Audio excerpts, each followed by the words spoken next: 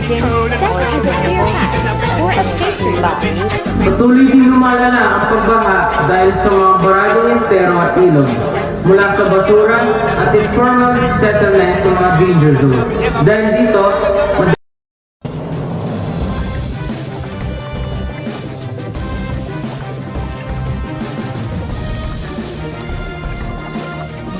Magandang araw! Narito ang pinakabagong balita sa Pandaigdigan. Patuloy ang digmaan sa kalakalan ng ilang makapangyarihang bansa na nagiging dahilan ng pagtaas ng presyo ng mga produkto at paghina ng ekonomiya.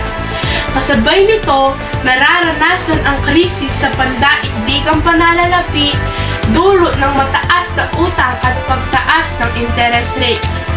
Babala ng eksperto, kailangan ang agarang pagtutulungan ng mga bansa upang mapanatili ang katatagan ng ekonomiya sa buong mundo. Tunghayan naman natin si Tristan David sa napapanahong isyung balita.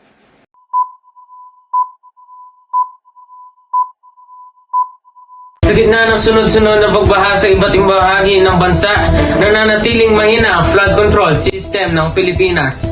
Ayon sa mga ulat, maraming proyekto tulad ng dredging, pumping stations at pag-ayos ng drainage mula sa basura at informal settlement sa mga danger zone.